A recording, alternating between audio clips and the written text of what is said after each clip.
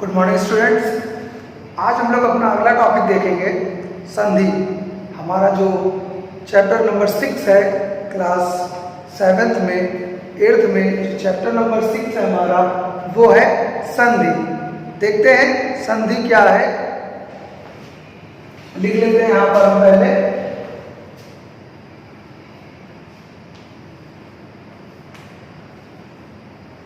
संधि पार्ट 6 संधि। इससे पहले आप पढ़ चुके हैं भाषा और व्याकरण, वर्ण विचार, वर्तनी, शब्द विचार, उपसर्ग प्रत्यय, दोनों ही चैप्टर अलग अलग थे, आप पढ़ चुके हैं। अब देखते हैं क्लास 8 में शायद ये चौथा चैप्टर है संस्कार व्याकरण में हमारी जो पाठ्य पुस्तक है संधि। देखते हैं संधि क्या है, क्यों आवश्यकता पड़ती है इसकी, क्या महत्व है संधि का, हम इसका उपयोग करते हैं तो क्या उपयोग करते हैं, कैसे शब्द बनते हैं, इससे वो सब जानेंगे आज हम अपने इस टॉपिक पे, जिस पे आज हम चर्चा करेंगे संधि। सबसे पहले संधि दो तरह से लिखा जाता है संधि, दिस टाइप और दिस टाइप, यानी इस तरह से भी हम संधि लिख सकते हैं, इस तरह से। कंफ्यूजन ये है क्या दोनों ही तरह से हम संधि लिख सकते हैं, क्या दोनों ही रूप सही है? तो देखते हैं क्या ये दोनों रूप सही है या नहीं। जब हम संधि का संधि विच्छेद करते हैं तो बनता है समधन। जो बीच में आप सिंबल दिख रहा है ऐड का, इसको हम धन कहते हैं हिंदी भाषा में, तो समधन धी दी। और धा वर्ण का हमने आपको वर्तनी में बताया था कि जब कहीं अनुस्वार शब्द प्रयोग करते हैं तो उस वर्ग का अंतिम वर्ण ही हम, जो उस वर्ग का, देखिए संधि शब्द है, संधि वर्ण में अंतिम वर्ण है हमारा धा, और धा वर्ग में धा वर्ण किस वर्ग में आता है? ता वर्ग में आता है। धा वर्ग किस वर्ग में आता है? ता वर्ग में आता है, जिसे हम कहते हैं ता, था, दा, धा, ना। हमारा अंतिम वर्ण जो है धा में वो है ना। इसलिए जब हम अनुस्वार लगाते हैं तो ना भी लिख लेते हैं, जो हमने इस तरीके से लिखते हैं न। हलंत हमारा आधा रहता है ना, सन आधा ना निकलता है ना, तो हम आधा ही ना लिखते हैं और दी। और जब हम ना नहीं लिखते हैं अनुस्वार लगा देते हैं तो इस तरीके से हमारा संधि बनता है। तो ये दोनों ही वर्ण सही माने जाएंगे वर्तनी के लिहाज से। इन दोनों ही तरह से हम संधि शब्द लिख सकते हैं। संधि मतलब होता है मेल करना, दोस्ती करना, मित्रता करना, संधि का अर्थ है। लेकिन क्या हमेशा संधि जब होती है तो क्या जब शब्दों का योग होता है तब संधि होती है, ऐसा कहते हैं। लेकिन क्या हमेशा जब शब्दों का योग होता है तो क्या हमेशा संधि होती है? नहीं, ऐसा बिल्कुल नहीं है कि जब दोनों शब्द मिलेंगे तो हमेशा ही संधि होगी। जैसे मान लीजिए अगर हम लिख दें पान धन वाला, पान वाला,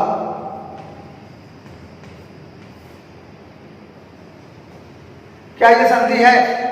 नहीं है। शब्दों का योग जरूर हुआ है, पान शब्द अलग है, वाला शब्द अलग है, दोनों में योग जरूर हुआ है पान वाला, लेकिन ये यहां पर संधि नहीं है। दूसरा देख लेते हैं, कमल धन नयन। इनको अगर हम ऐड कर दें तो एक साथ लिख लें मिला के, कमल नयन। हमने आपसे क्या कहा? जहां दो शब्दों का योग हो लेकिन परिवर्तन भी होना चाहिए, शब्दों के मेल में परिवर्तन भी होना चाहिए, उसे ही हम कहते हैं संधि। यहाँ पर ये जो शब्द हमने मेल करके लिख दिए हैं इन्हें मात्र संयोग कहेंगे, ना कि संधि कहेंगे। ये संयोगवश मिल गए हैं, कमल नयन, पान वाला, ये संयोगवश मिले हैं, इनमें कोई संधि नहीं है, कोई परिवर्तन नहीं है, कोई विकार नहीं उत्पन्न हुआ, ये संधि नहीं है। सिर्फ एक संयोग है। तो हम कह सकते हैं कि जब वर्णों का मेल हो, अब वर्ण जानते हैं ना, आपने वर्तनी में जो वर्ण में पढ़ाया हमने आपको वर्ण विचार, तो वर्ण कितने बताए थे आपको? 2 ही बताए थे। 2 तरह के वर्ण, कौन से? स्वर और व्यंजन। वर्ण का मतलब स्वर और व्यंजन। तो हम कह रहे हैं, ध्यान से सुने परिभाषा, कि पहले तो अपनी परिभाषा देख लें जो हमारी पाठ्य पुस्तक में दी है। क्या है? संधि 2 निकटवर्ती वर्णों के मेल से होने वाले परिवर्तन को संधि कहते हैं। ठीक, अब यहां पर हमने लिखा है वर्णों, यहां पर हमने लिखा है वर्णों। वर्णों में स्वर भी आ सकता है, व्यंजन भी आ सकता है, कोई भी वर्ण हो सकता है, कोई भी वर्ण, स्वरों में भी और व्यंजनों में भी। आ भी हो सकता है, चा भी हो सकता है, कोई भी वर्ण हो सकता है। तो हम यहाँ पर ये भी लिख सकते हैं कि 2 निकटवर्ती स्वर या व्यंजनों के मेल से होने वाले परिवर्तन या विकार को हम संधि कहते हैं। जैसा कि आप लोग समझ रहे हैं कि बहुत कठिन है, तो मैं आपको बता दूं, संधि कठिन बिल्कुल नहीं है, बस आप समझते चलें अच्छे से, आप समझते चलें बस, कहीं कोई कठिन नहीं है। संधि नजरिया, सोच, वो चीजों को कठिन बनाती है, ना कि कोई दायरा हमें किसी चीज को समझने से रोक सकता है, कठिन कर सकता है। तो हम लोग सीखेंगे आज संधि। देखते हैं, तो हमारा जो परिभाषा थी, तो 2 निकटवर्ती वर्णों के मेल से होने वाले परिवर्तन को संधि कहते हैं। जैसे विद्या, विद्या धन अर्थी बराबर विद्यार्थी, विद्या धन आलय विद्यालय। देखिए दोनों ही शब्द अलग अलग हैं, दोनों में ही परिवर्तन भी हुआ। देख लेते हैं, विद्या अंतिम वर्ण, यहां पर भी आ, दोनों मिल गए, विद्यार्थी, विद्या धनालय विद्यालय, हमारी संधि हो गई, शब्द बन गया विद्यालय। आगे देखेंगे अगला कि संधि की आवश्यकता क्यों है, जरूरत क्यों है। देख लेते हैं, संधि का महत्व दिया है हमें, संधि का महत्व। तो संधि करने व संधि विच्छेद क्रिया का ज्ञान होने पर बड़े व जटिल शब्दों के अर्थ समझने में हमें सहायता मिलती है। यानी संधि की आवश्यकता इसलिए है कि हम बड़े से बड़े और दुर्लभ कठिन शब्दों को उनके विच्छेद करके हम उन्हें अर्थ को सही समझ सके, उनके सही अर्थ को हम जान सके। एक बात और, संधि का विलोम क्या होता है? अक्सर पूछा जाएगा आपसे कि संधि का विलोम, आप कहेंगे विग्रह। क्योंकि आप विग्रह करते हैं, संधि विग्रह, इसलिए आपको ये शब्द रटा होता है। एक शब्द और याद कर लें, विच्छेद। विच्छेद मीन्स होता है बांट देना, अलग कर देना। तो वह विच्छेद आपको ज्यादा पूछेगा, विग्रह आपसे कम पूछेगा। तो संधि का विलोम विच्छेद भी होता है। यानी एक शब्द के 2 विलोम भी हो सकते हैं, याद रखें, विग्रह और विच्छेद। अब देखते हैं कि संधि के भेद कितने हैं। संधि के 3 भेद होते हैं, सिर्फ और सिर्फ 3 भेद। कौन कौन से? स्वर संधि, व्यंजन संधि और विसर्ग संधि। सिर्फ 3 ही भेद क्यों है, हम इस पे भी थोड़ा सा जान लें। हम लोग जब संधि करते हैं तो हमारा क्या रहता है, हम स्वर से स्वर मिलाते हैं। जब स्वर संधि होती है, स्वर आप जानते हैं, छोटा, बड़ा, छोटी, बड़ी, जिसे हम कहते हैं ह्रस्वा, दीर्घा, ह्रस्वी, दीर्घी, ह्रस्व, दीर्घु, री, ए, ओ, औ, ये हमारे स्वर हैं। इनसे हम आपको बताते हैं। देखें, या तो स्वर से मिलेगा, या स्वर व्यंजन से मिलेगा,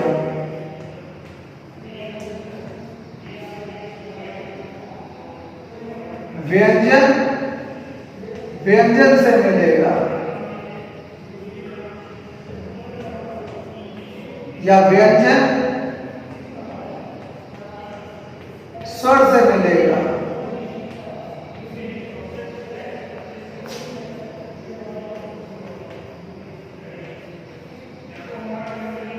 विसर्ग स्वर से मिलेगा या फिर विसर्ग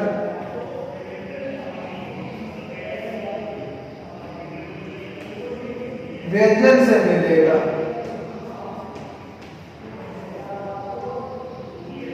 अच्छा देखिए, हमने अब सिर्फ तीन ही भेद क्यों होते हैं ये जान लेते हैं थोड़ा सा।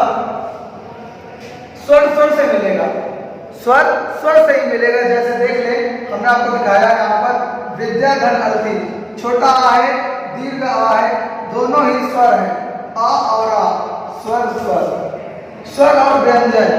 तो ये हम व्यंजन संधि जब पढ़ेंगे तो इसके बारे में जानेंगे कि अब जैसे मान लीजिए हम अगर लिख देते हैं आपको कोई शब्द कि मान लीजिए अगर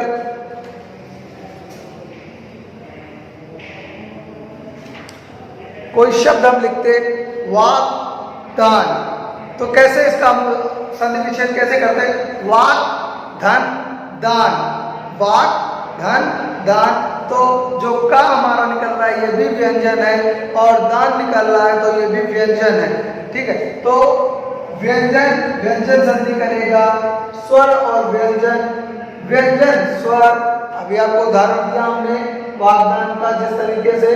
ठीक, अगला देखिए विसर्ग और स्वर। जैसे हमें अगर लिखना हो रमे धन में, हा की ध्वनि निकल रही है, ध्यान दीजिएगा, रमे धन अन, रामायण हमारा विसर्ग संधि का उदाहरण है। रामायण शब्द के तीन संधि है, तीनों में उसका आ जाता है रामायण का।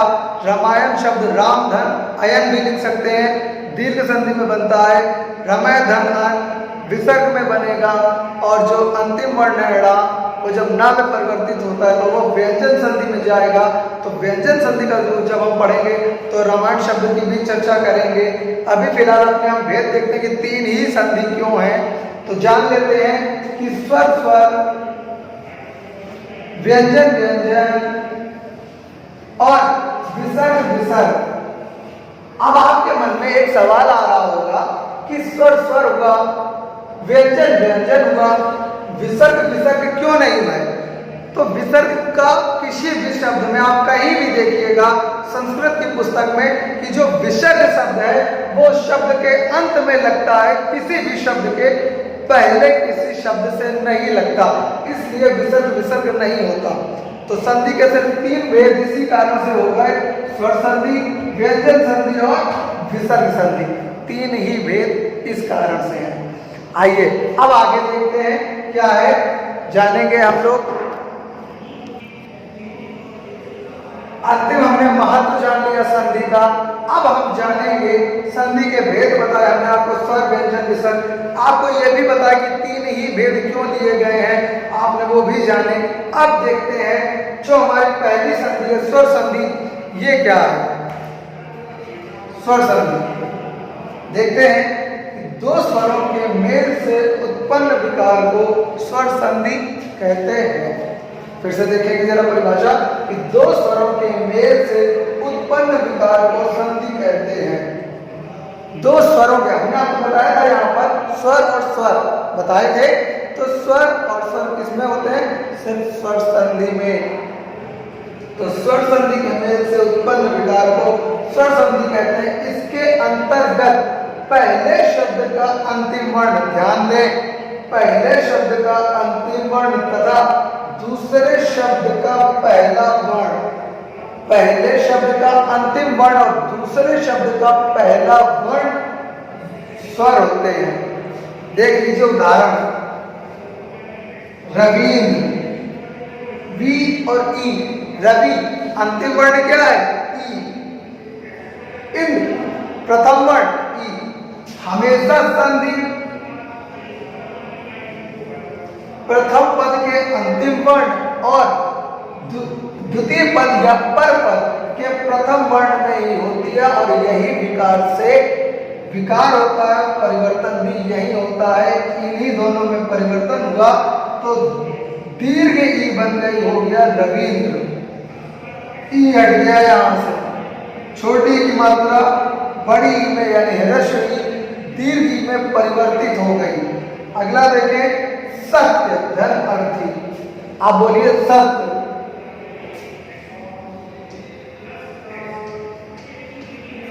अब देखिए सत्य शब्द क्या है, सत्य या के अंत में आ निकल रहा है, ह्रस्व हुआ।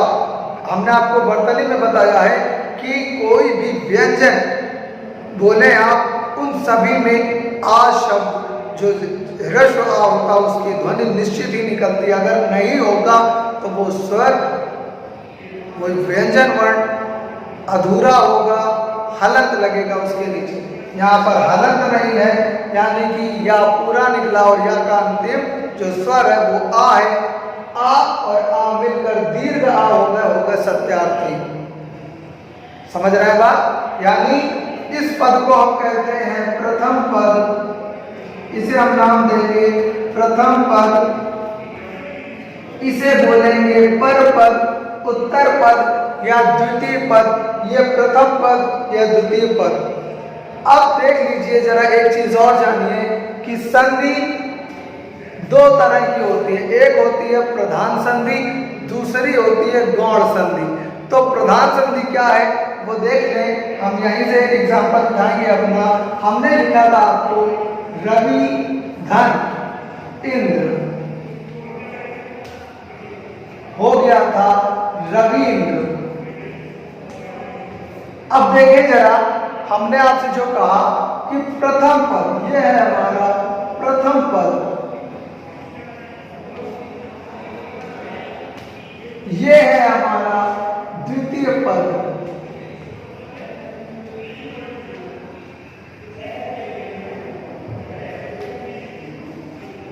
तो देखिए पहले पद के अंतिम वर्ण, अंतिम पद के प्रथम वर्ण, ध्यान से समझे। प्रथम पद का अंतिम वर्ण, द्वितीय पद का प्रथम पद, इन्हीं दोनों में जब संधि हुई तो ये जो संधि हुई यहाँ पर दीर्घ ई हो गया, इसे हम कहते हैं प्रधान संधि।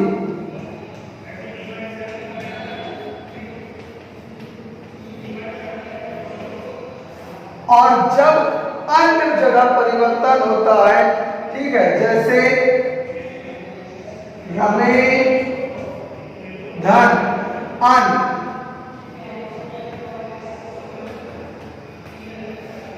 हो गया रामायण। देखिए अंतिम वर्ण ना था लेकिन यहाँ पर ड़ा आ गया है, तो ये कौन सी संधि है?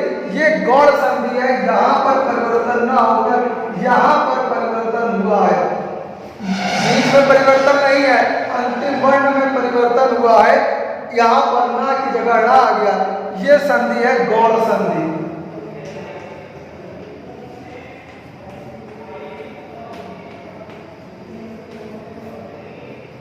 ध्यान से समझें, संधि कठिन नहीं है। यहाँ पर जब प्रथम पद के नहीं पर जब प्रथम पद परिवर्तित होता है, यानी जो यहाँ पर परिवर्तन हुआ प्रथम पद का अंतिम वर्ण और द्वितीय पद का प्रथम वर्ण, जब इनमें हमने परिवर्तन हुआ तो वो हो गई प्रधान संधि। और जब प्रथम पद के अंतिम वर्ण ना हो गया, द्वितीय पद का अंतिम वर्ण बदला, यहाँ पर ना की जगह ना हो गया, तो ये होती है गौण संधि। ध्यान से समझे, प्रधान संधि गौण संधि आपको समझ में आ गई होगी क्या होती है। आप देखते हैं आगे, हमने आपको स्वर संधि की परिभाषा बताई। अब देखते हैं व्यंजन संधि और विसर्ग संधि की परिभाषा। व्यंजन संधि, अभी हम लोगों ने स्वर संधि की परिभाषा देखी थी। आप व्यंजन संधि देख लें। जब पहले शब्द के अंत में कोई व्यंजन होता है, हमने आपको क्या बताया था? स्वर स्वर स्वर संधि, स्वर व्यंजन या व्यंजन स्वर व्यंजन संधि। देख लें व्यंजन संधि की परिभाषा। जब पहले शब्द के अंत में कोई व्यंजन होता है और दूसरे शब्द के प्रारंभ में कोई वर्ण होता है, कोई भी वर्ण, वो व्यंजन भी हो सकता है, स्वर भी हो सकता है, कोई वर्ण होता है, तो इसके परस्पर मेल को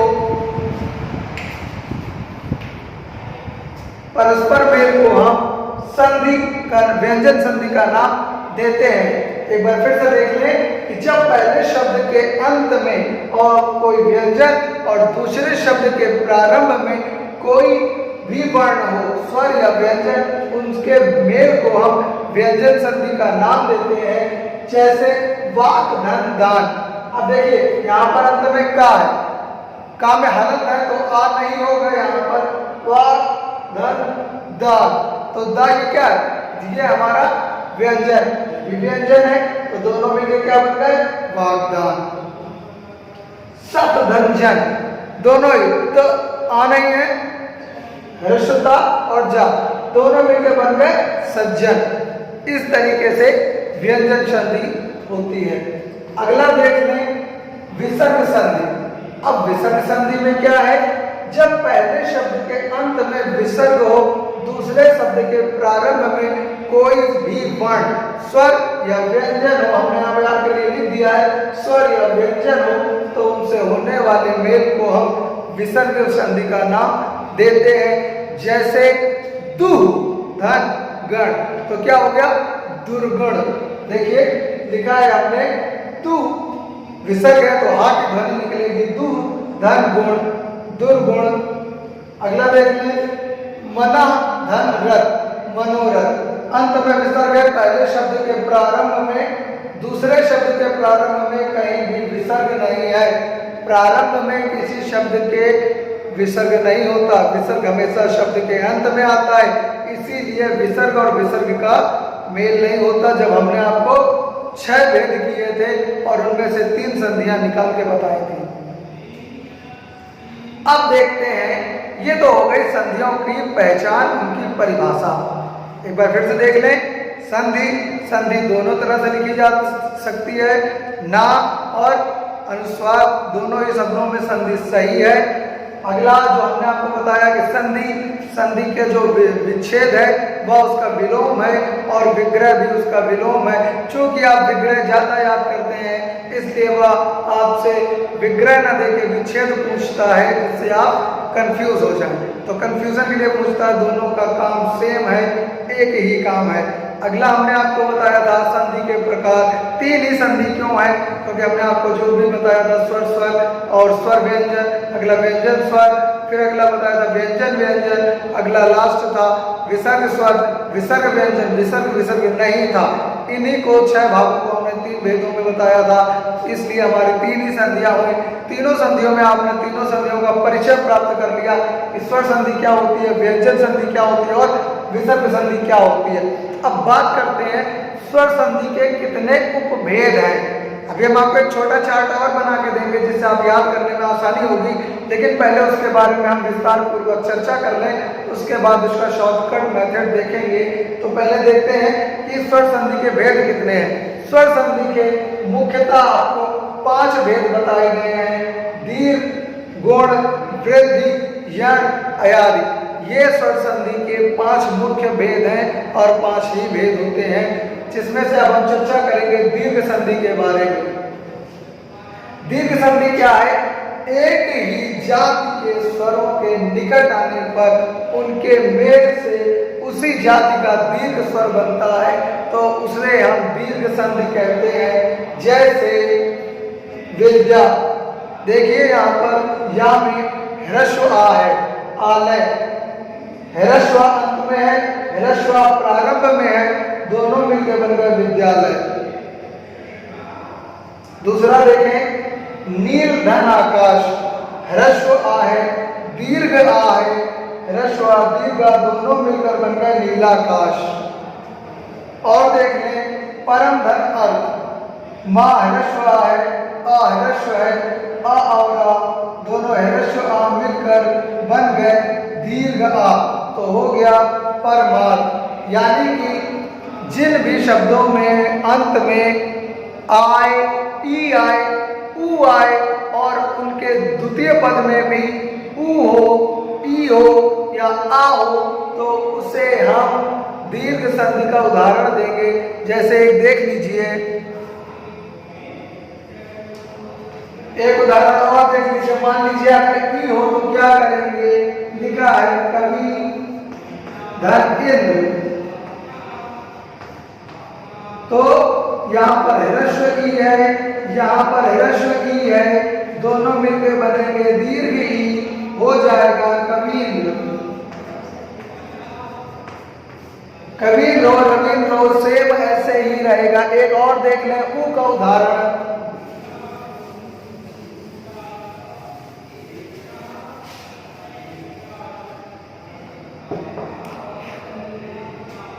जैसे मान लीजिए हम यहां पर लिख दें सुधन उक्ति, तो यहां पर क्या हो जाएगा, यहां पर ह्रस्व उ है, यहां पर भी ह्रस्व उ है, दोनों मिलकर बन जाएंगे दीर्घ उ और हमारा हो जाएगा सूक्ति। ये हमारा नया शब्द बनेगा सूक्ति। दिख रहा होगा सूक्ति। यहां पर ह्रस्व उ दोनों मिलकर बन गए दीर्घ उ, जो कि हमारा हो गया सूक्ति में परिवर्तित हो गया है। अगला देख ले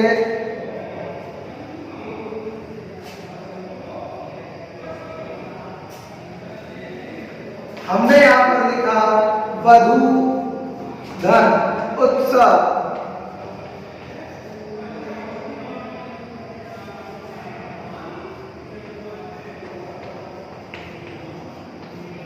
हो गया वधोत्सव।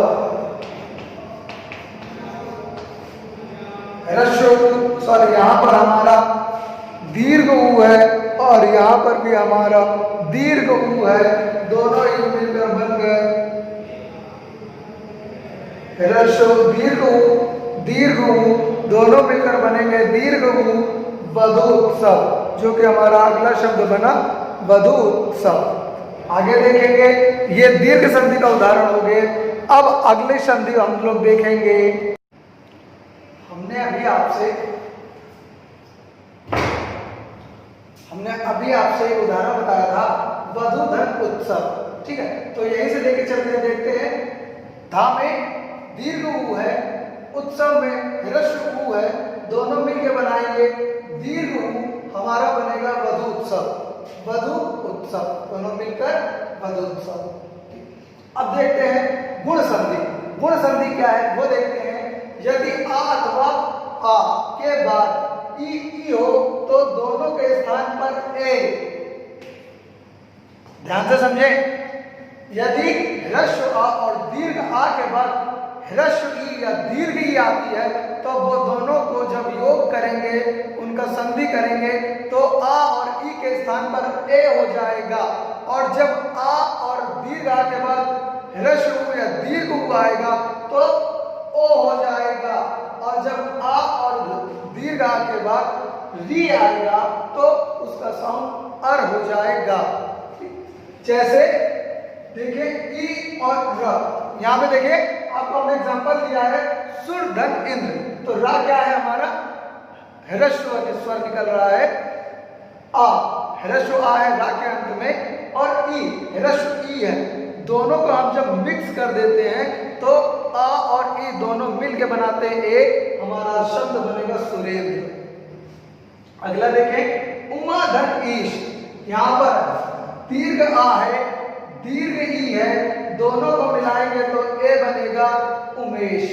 हमने आपसे पहले भी बताया है शब्द ह्रस्व हो या दीर्घ हो, दोनों को मिलाकर ए नहीं बनेगा, ए ही बनेगा। जो ए साउंड है उस पर मात्रा लगती है वो नहीं, वो हमारा अगला संधि पर जाएगा वृद्धि संधि पर। यहाँ पर सिर्फ ए हो जाएगा। ध्यान से समझे आप। सूर्य धन उदय, तो यहाँ पर सूर्य लिखा हुआ है, ह्रस्व आ है या के अंत में, और उ उदय में ह्रस्व उ है, ओ हो गया। दोनों मिलकर बनाते हैं सूर्योदय। महाधन उदय, दीर्घ आ ह्रस्व उ, दोनों मिलकर बना रहे हैं ओ। अभी देखिए हमने आपको क्या परिभाषा बताई, आ या आ के बाद उ या उ आएगा तो साउंड निकलेगा हमारा ओ। आ और दीर्घ आ के बाद जब री आएगा तो साउंड हो जाएगा हमारा अर। अब देखते हैं जैसे महाधन ऋषि, यहाँ पर दीर्घ आ है, ह्रस्व री है, दीर्घ री का प्रयोग संस्कृत में होता है, हिंदी में नहीं। समझेंगे, ह्रस्व आ ह्रस्व री दोनों को मिला के साउंड बना अर, जैसे महर्षि, अर निकल रहा है, बोले महर्षि अर, ठीक है।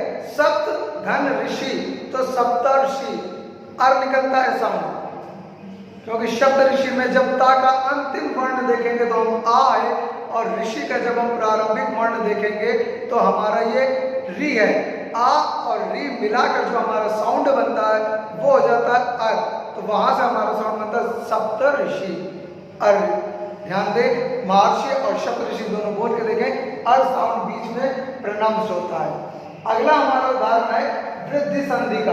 वृद्धि का मीन्स क्या होता है? बढ़ोतरी, बढ़ जाना। देखें वृद्धि संधि, जब आ या आ, ह्रस्व आ, दीर्घ आ के बाद ए या ऐ आएगा। देख लें यहाँ पर ए या ऐ हो तो दोनों के स्थान पर ऐ। अब ऊपर क्या था? ए हो रहा था, लेकिन वृद्धि संधि में ऐ हो जाएगा। और यदि ओ और ओ यानी आ और दीर्घ आ के बाद ओ या अ हो तो दोनों के स्थान पर अ हो जाएगा।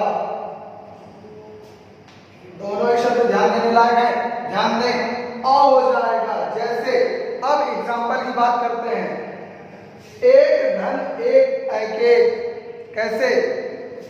का अंतिम वर्ण आ, एक का प्रारंभिक वर्ण ए, आ और ए मिलके बनाएंगे ऐ। देखिए परिभाषा, आ और ए मिलके बनाएंगे ऐ। बताया आपको, आ या आ के बाद ए या ऐ होगा तो बनेगा शब्द ऐ। अगला देखें, सदा धन एव, तो दीर्घ आ और ए दोनों मिलकर बनाएंगे ऐ, हो जाएगा सदैव। अगला देख लें, वन धन औ, यहाँ पर औ आ गया, आ या आ के बाद ओ दोनों मिलकर बनाएंगे औ, तो ह्रस्व आ ओ, ओ दोनों मिलकर बनाएंगे औ, तो वनौषधि। परम धन ओज, तो मां का अंतिम वर्ण आ, ओज का ओ, ह्रस्व आ ओ मिलकर बनाएंगे औ, परमौज। जल धन ओद, तो ह्रस्व आ है ला के अंत में, ओद में ओ है, आ और ओ मिलकर बनाएंगे औ, जलौद। अब हमारी जो अगली संधि है वो कौन सी संधि है? देख लें, यण संधि। चौथा है हमारी संधि यण संधि। यदि ह्रस्व आ या, देख लें, ह्रस्व या दीर्घ ई उ री के बाद, या तो ह्रस्व ई हो या दीर्घ ई हो, ह्रस्व उ हो दीर्घ उ हो, या ह्रस्व री हो दीर्घ ई के बाद कोई भी भिन्न स्वर आ जाए। भिन्न स्वर मतलब आ, दीर्घ आ, ए, ऐ, कोई भी शब्द आ जाए तो क्या होगा? यदि आ और उ के बाद तो क्रमशः, क्रमशः मतलब ई के बाद अगर कोई भी भिन्न स्वर आएगा तो या हो जाएगा, उ के बाद कोई भिन्न स्वर आएगा तो वा हो जाएगा, और री के बाद कोई भिन्न स्वर आएगा तो अर हो जाएगा। जैसे यदि धन अपि, दा का अंतिम वर्ण आ, अपि का आ, तो ई, अंतिम वर्ण दा का ई है, यदि ई है अंतिम वर्ण ई और प्रारंभिक वर्ण आ, ई और आ मिला के हमने आपको बताया या हो जाएगा। ठीक है, या हो जाएगा तो क्या शब्द बना? यद्यपि।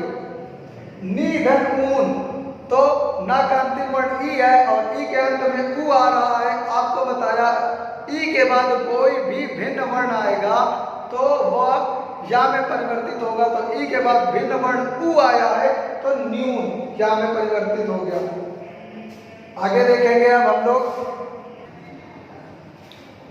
अगला जो हम देख रहे थे यण संधि का, हमने आपको बताया कि री के बाद जब कोई भी भिन्न स्वर आएगा, कोई भी री के बाद स्वर आएगा तो री के बाद भिन्न स्वर जो है उसको संधि करते समय उसका रा हो जाएगा। देख लें अब आगे, उ के बाद हमने आपको केवल ई का भी बताया था, अब उ का देख लें। उ के बाद यदि कोई भिन्न स्वर आएगा, उ के बाद जब भी कोई भिन्न स्वर होगा तो वाह हो जाएगा। जैसे सुधन अल, यहाँ पर उ है, ह्रस्व आ, उ और आ मिलकर बनेगा वाह, तो स्वर उ और आ, सु अस्थि, सु का उ और अस्थि का आ दोनों मिल हुआ स्वस्ति।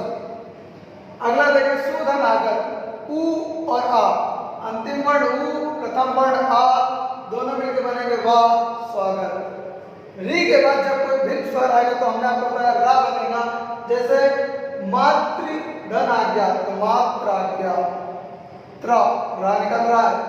पितृधन आदेश पित्रादेश तो रा निकल रहा है, ता के बाद रा, पित्रा आदेश।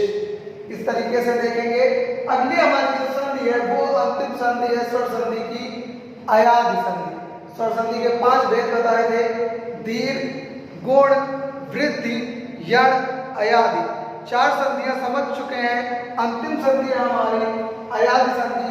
इसके बाद हम आपको याद रखेंगे एक छोटा चार्ट बनाएंगे जिसमें वो 5 संधियां आएंगी, लेकिन पहले विस्तार पूर्वक इनको समझ लें। यदि ए, ऐ, ओ, औ के आगे कोई भी असमान स्वर आ जाए, ए के बाद अगर कोई भी असमान स्वर आएगा तो ऐ ध्वनि निकलेगी। ऐ के बाद कोई भी स्वर आएगा तो ध्वनि आय निकलेगी। ओ के बाद कोई असमान स्वर होगा, अब ध्वनि निकलेगी। और ओ के बाद अगर कोई भी असमान स्वर आपको बताए थे 11 होते हैं, अ, आ, ई, उ, री, ए, ऐ, ओ, औ। सिर्फ यही 11 स्वर हैं जिनको इधर उधर हो रहे हैं, ध्यान से समझ लें। ए के बाद कोई भी असमान स्वर आएगा, कोई भी, आ भी आ सकता है, री भी आ सकता है, ई भी आ सकता है, कोई भी स्वर आएगा तो ध्वनि निकलेगी ऐ। ऐ के बाद कोई असमान स्वर आएगा तो ध्वनि निकलेगी आय। ओ के बाद कोई असमान स्वर आएगा तो ध्वनि निकलेगी अब। और औ के बाद कोई भी असमान स्वर आएगा तो ध्वनि निकलेगी आओ। अब देखते हैं कैसे, समझे।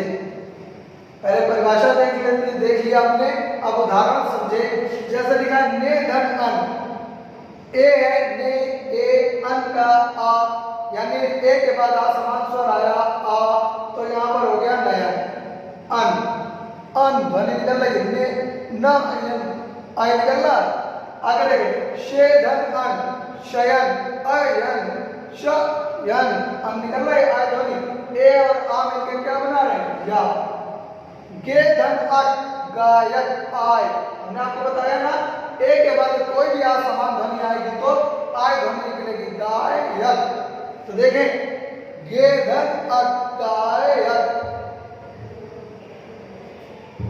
गे धन अन, गायन, अन, गायन, आय ध्वनि निकल रही है। यह ध्वनि ए और आ मिलकर क्या बना रहा है आय। अगला देखें पो धन अन, पो धन अन, पवन, और आ मिला के क्या बना था अब ध्वनि निकलेगी पवन, अब निकल रही है ध्वनि। हो धन वन, ओ और आ, वाह है यहाँ पर अंतिम वर्ण, ओ और वाह, आय ध्वनि निकलेगी है वन, अब ह वन, आ और वाह वन। पो धन अक, पावक, आप ध्वनि निकल रही है। पो धन अक, पावक, आप ध्वनि निकल रही है। ये हमारी हो गई संधि का प्रथम पार्ट, स्वर संधि का खत्म हुआ। अगले वीडियो में हम व्यंजन संधि और विसर्ग संधि को समझेंगे। अब समझ लेते हैं इनका एक छोटा सा प्रारूप। जैसा कि हमने आपसे कहा था कि संधि के अंत में हम आपको एक शॉर्ट चार्ट देंगे, तो एक बार समझ ले इस चार्ट को कैसे। ये सारे हमारे स्वर हैं, ये 11 स्वर हमने ऊपर लिखे हुए हैं। इन्हीं स्वरों की बदौलत ये चार्ट भी बनता है। देख लें, यदि आ और आ के बाद समान स्वर आ और आ ही आता है दूसरे पद में भी, तो वहां पर दीर्घ आ हो जाएगा। ठीक उसी तरह हिरस्व या दीर्घ ई के बाद हिरस्व और दीर्घ ई दूसरे पद में भी आती है, तो वहां पर दीर्घ ई हो जाएगी। और इसी तरह ऊ और हिरस्व ऊ के बाद जब दीर्घ या हिरस्व ऊ आता है तो वो दीर्घ ऊ में परिवर्तित होगा, और ये किस में होता था दीर्घ संधि में। अगला देखेंगे गुण संधि में हम क्या करते थे, यदि आ और हिरस्व आ के बाद ई या दीर्घ ई आती थी तो ए में बदलता था, और हिरस्व आ या दीर्घ आ के बाद ऊ या दीर्घ ऊ में परिवर्तित होता था तो ओ में बदल जाता था। और हिरस्व या दीर्घ आ के बाद अगले पद में अगर री आता था तो अर में वह ध्वनि परिवर्तित होती है और वह गुण संधि में होती है। अगला देखें वृद्धि संधि में यदि आ और आ के बाद ए या ऐ आएगा तो वो ऐ में बदल जाता है और आ और दीर्घ के बाद यदि ओ या औ आता है तो वो औ में बदल जाएगा। यह हमारी वृद्धि संधि में होता था। अगला है हमारा यदि ई या दीर्घ के बाद कोई असमान स्वर आता है तो उसकी मात्रा या में बदलता है और मात्रा लगाते हैं। यदि ई के बाद कोई दीर्घ या ह्रस्व किसी भी के बाद कोई असमान स्वर आएगा तो उसे हम या में परिवर्तित करेंगे और मात्रा लगाएंगे। जैसे यदि धन अपि यद्यपि, ऊ धन ऊ के बाद कोई असमान स्वर आएगा तो वो वा में बदल जाएगा। जैसे हमने आपको बताया था स्वागत, सुधन आगत तो स्वागत। री के बाद कोई असमान स्वर आएगा तो रा में परिवर्तित हो जाता है और मात्रा लगती है। ये हमारा होता था यड़ संधि में। देखें कैसे, जैसे मातृधन आज्ञा तो मात्रा आज्ञा, त्रा के बाद रा निकल रही है। उसी तरह ये हमारा था यड़ संधि का। अब हम देखें आयात संधि में तो ए के बाद कोई असमान स्वर आए तो ऐ स्वर निकलता है और उसकी मात्रा नेधन अन नयन अ ध्वनि। ए के बाद कोई भी मात्रा है आय स्वर निकलता है और उसकी मात्रा। इसी तरह अगर ओ के बाद कोई भी स्वर आ जाए, कोई भी स्वर आ जाए तो उसकी ध्वनि अब मात्रा अब में निकलती है और मात्रा लगाते हैं। जैसे पो धन वन प वन अन निकल रहा है। इसी तरीके से ओ में कोई स्वर आ जाए तो आ उसकी ध्वनि हो जाती है और उसकी मात्रा भी लगाते हैं। जैसे हम देख सकते हैं, अगला वर्ड हम देख लें, अगर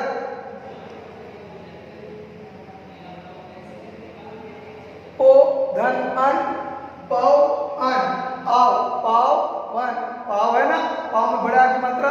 इसका उदाहरण देख लें, ओ का जो अब ध्वनि है इसका उदाहरण देख लें। अब ध्वनि का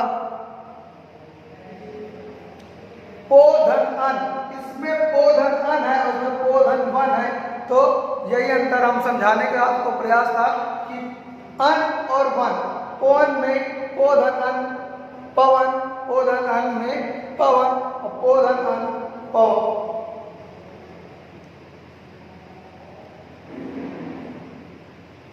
तो आप समझ गए होंगे, पूरा शॉर्ट चार्ट बता दिया, एग्जाम्पल भी हो गए, स्वर संधि खत्म हो चुकी है। अभी भी अगर आपका कोई कमेंट रह गया है, कोई क्वेश्चन रह गया है तो आप जरूर पूछें। संधियों को, इस चार्ट को अगर आपने समझ लिया, ध्यान से देख लें, यदि आपने इस चार्ट को समझ लिया तो यकीन मानिए आप स्वर संधि के समझ चुके हैं। आपका स्वर संधि का ये चैप्टर खत्म हो चुका है। अगले वीडियो पे हम लोग व्यंजन और विसर्ग संधि की चर्चा करेंगे। आप इस चार्ट को अच्छे से रेडी रखें।